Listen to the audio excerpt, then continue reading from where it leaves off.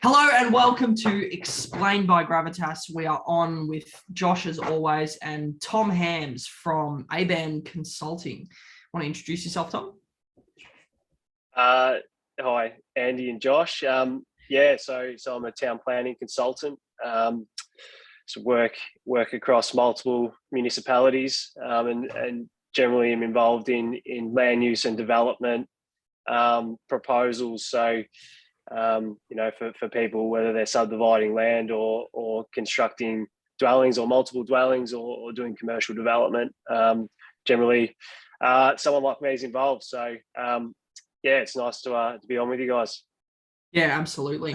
So the reason we got Tom on is because we get a question asked pretty frequently, Josh and I, and that is, what should I be doing if I think I can subdivide my backyard? Sort of what's the first step? How do I work out if I can subdivide my backyard? So we thought it'd be a good opportunity to sit down with Tom over Zoom and hash the topic out and get the answers to the questions. So I guess to kick things off, Tom, is how do you find out if you do have subdivision potential? Like a regular mum and pop, they're not a developer or anything like that. They're just human beings. Where do they start? Basically subdivision as a basics point is the division of land into two separately disposable titles. So you need to have land that's of a certain size to do that. The first point of call is probably what a lot of people are a bit hesitant to do, but the first point of call is ringing council. Understanding the planning controls that apply to your site's important for everyone to know, because that basically tells you what you can and can't do on your property, and that includes dividing up your title to create new lots. Mm-hmm. Yeah, very good. So the first point of contact, call their council, their respective council they sit in, and then pretty much go from there. Absolutely. So they're a resource council, and probably get a bad reputation, but there's a real shift to a customer service focus in councils. And what that means is you can call them as a resource and ask them questions about your property, and you should be able to get the answers you need. And the answers you need is what zone are you in, because the zone of the land will dictate whether you can subdivide your land, because there are limitations according to different zonings that council use across the area that they manage. Mm-hmm. No, that's good to know. Can you think of any other pertinent questions that, while you have council on the phone, would be worth asking? So I'm just thinking from a viewer's point of view. So you ring up the council and in layman's terms, you literally say, hi, I have a big block. I'm on a hectare or 5 hectares. I think I might be able to subdivide because something happened down the road. Can I? Like what sort of questions would you specifically ask? So zoning questions, obviously. So what sort of zoning am I sitting on? Does that mean I can subdivide? And then, as you said earlier, planning control questions, yeah? Yeah, so what councils can do is obviously the underlying zone of the land, but what sits above the zone are a sort of local planning controls or overlays, which each council, they're different in each council, but that can be something that can dictate whether you can develop your land or not. And if you can, there might be certain requirements that you need to meet. So, the next question after understanding your zoning of the land is to say or ask, are there any other planning controls? And if there are, what are they and what does that mean for what I want to do? So the more specific you can be, with your questions, the better. So if you want to know if you can subdivide your land, then you should be asking, can I subdivide my land? And then how does the subdivision of my land relate to the various controls that apply to my site? Cool. Yeah. No, good to know. So you get off the phone to the council and you have the result you want. They say, oh, it actually looks like you may have a case subject to council approval that you can subdivide. Like the neighbour's done something, so there's precedent. They've cut their 2,000 square metre lot into 5 townhouses or 6 townhouses or something like that. You actually might have a shot here. And then they click the phone down. Now what? I'm sitting there going, shit, what's step one? What do I do now? Yeah, so how do you go about it? Well, that's where someone like myself or a land surveyor as well can assist in preparing a proposal to go to council. So a lot of times when you call council, they'll say zones and overlays allow you to subdivide the land, but we recommend that you go speak to a professional in the industry to assist in preparing a planning application, which is what you need to do. You need to prepare a suite of documents to propose to council that you want to subdivide your land. So next point of call is to contact someone within the industry who can then help you prepare the necessary documentation you need to apply to council to subdivide the land. Yeah, cool. That's good to know. Are there so that's the end of my written down questions, Josh. So if you have any other questions, I guess so I actually had one from a lady, Peter, out in Glengarry. She wanted to know what services would need to be put in place if they were to move on their vacant land. So they've got currently they've got a 1.5 hectare parcel. They've got their house on it. They want to subdivide 3,800 square meters off, keep the house, keep the sheds. They want to sell the land. Obviously, that's not connected to servicing. What would they need to do? What would they need to do to actually be able to sell it? So in more rural areas, which it sounds like it is, there are size limitations. So depending on the zone, for example, it's farming zone, that's the sensitive zone in terms of subdivision, and more than likely you actually wouldn't be allowed to do any further subdivision. But this one typical, is general residential.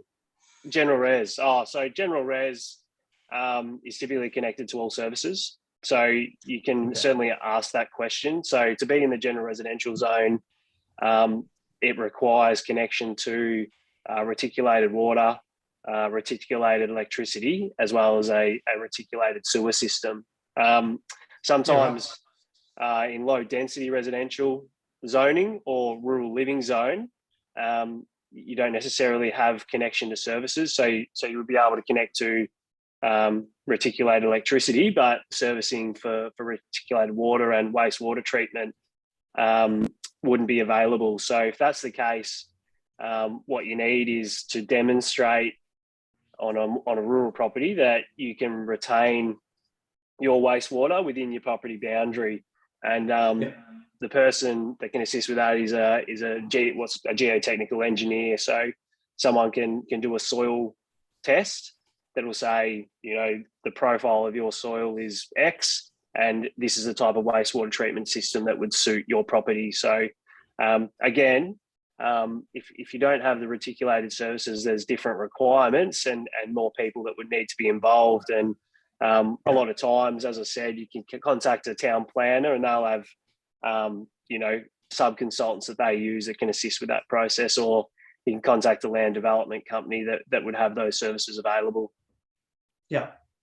Okay. So pretty much to summarize it, if you had subdividable land, neighbours gone and done the subdivision, call council, find out what zoning you're in, find out what planning controls / overlays on your property, and then if you're wanting to progress the subdivision, go and talk with someone like yourself or a land surveyor. And what's the I guess from your process, what's the best way to get in contact with you, and how will you help them? Like, will you do an initial planning meeting? What's the sort of steps? So when someone contacts myself with a general inquiry, the first thing I would do is due diligence or review the controls and understand, what can and can't be done. And then I think, the benefit of using someone that's in the industry is they can break down, the controls to explain in layman's terms what you can do and what options are available. So, a lot of times it can be very confusing, land development. There's a lot of moving parts and different requirements that can be overwhelming. And I think that's only getting more so with more and more legislation coming in and different policy requirements. So, having someone in the industry that can then summarize and make it, break it down what you can and can't do can help you with your decision making. And obviously weighing that up as there's benefits and costs associated with that. But sometimes just understanding simply what you can and can't do is worthwhile in a easy to read format. Yeah.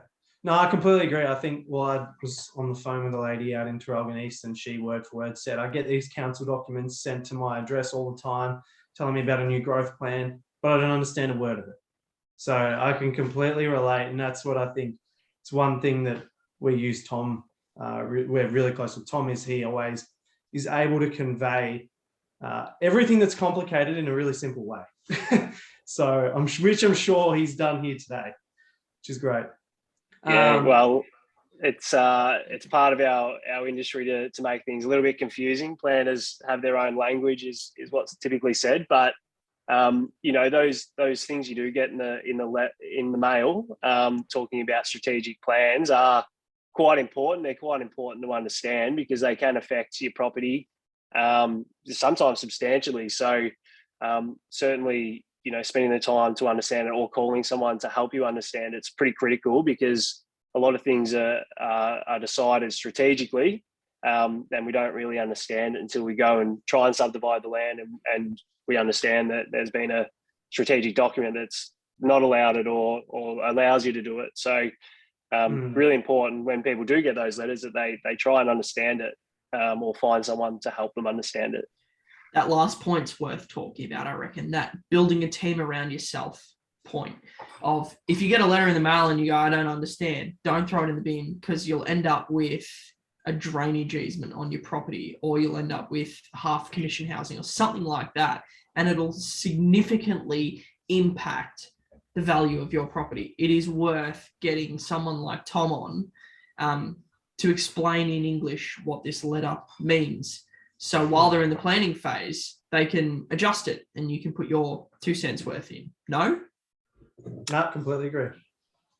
Yeah, it's, I think what people don't understand when they're novice to the land development sort of industry is that margins are tight, and small things can make the big difference between making a profit and not making a profit. So doing your due diligence, really understanding the controls, and that can relate to services as well, where they're located, is really important. And making sure you understand that's pretty critical, and taking the time to do that can make or break a development and whether you make a profit or not.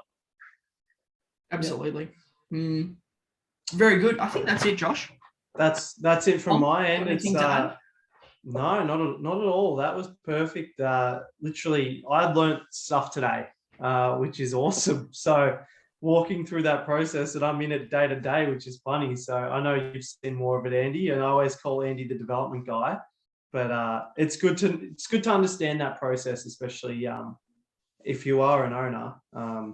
It's very, very hard to navigate that space. So it's good that, and yeah, nothing more to add. Moral of the story. Yeah, Josh is speechless. That's Speechless. never happened. I've been in business with Josh now for 2 years. That's never happened. He'll sometimes call me just to hear the sound of his own voice. That's never happened. Oh, well. This is true. I'm not going to deny that. Hopefully it sounds all right when you read it back or listen to it back. I'm sure it'll be great. Hopefully. It'll be fantastic. Well, thank you very much, everyone, for watching. Thanks, Tom, for coming on. Thanks, Josh, for co-hosting. If you guys have any questions, please leave them down below, and someone will get back to you with an answer. If you have any questions for Tom, we'll pop his details down below. You can send him an email, and I'm sure he'll respond to it gleefully. But bye for now, and thank you for watching. Cool.